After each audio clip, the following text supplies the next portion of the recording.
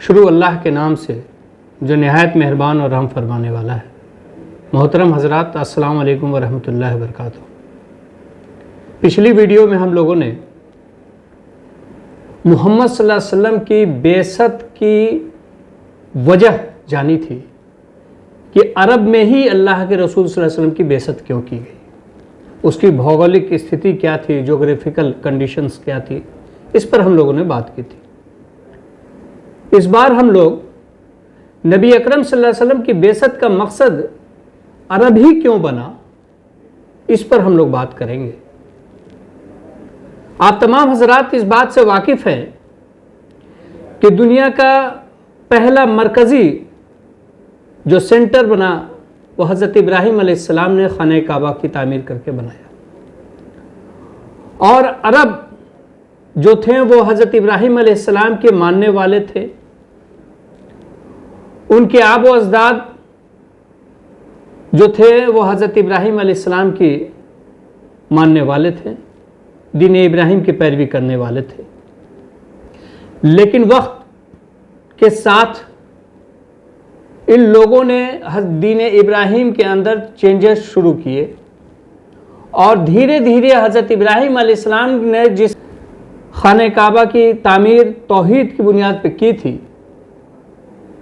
اس کو ان لوگوں نے شرک کا گڑھ بنا دیا تھا، اور آس پاس کے تمام علاقوں سے یہ لوگ جمع ہو کر کے خانہ کعبہ میں بت پرستی کیا کرتے تھے۔ عرب کے اندر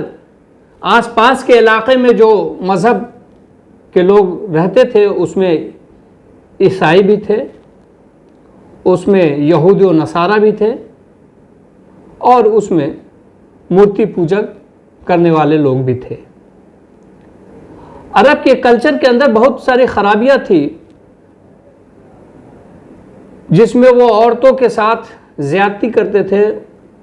ان کو حق نہیں دیتے تھے، ان کا شوشن کرتے تھے،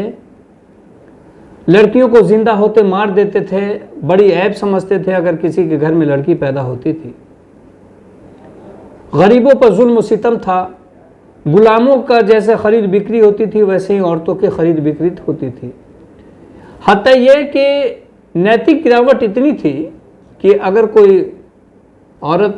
ودوا ہو جاتی تھی اور وہ اس کی سوتیلی ماں ہوتی تھی تو وہ ان سے بھی شادی کر لیتے تھے۔ یہ نیتک گراوٹ ان کے اندر پائی جاتی تھی،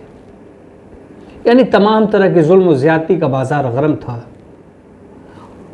یہودی کے بغل میں ہونے کی وجہ سے جادو وغیرہ بھی وہاں کافی افیکٹو ہو چلا تھا، اس سماج میں رائج ہو چکا تھا۔ یہ تمام وہ خرابیاں تھی جس خرابی کی وجہ سے اللہ رب العزت نے آخری پیغمبر نبی اکرم صلی اللہ علیہ وسلم کو عرب کی اس سرزمین پر نازل فرمایا، تاکہ نبی اکرم صلی اللہ علیہ وسلم جو توحید کی دعوت حضرت ابراہیم علیہ السلام دیے تھے، جس کی بنیاد، جس خانہ کعبہ کی بنیاد اللہ کی توحید کی بنیاد پر حضرت ابراہیم علیہ السلام نے رکھی تھی، اس زمین پر اللہ کے سوا ان لوگوں نے اور بھی ساجی بنا لیے تھے،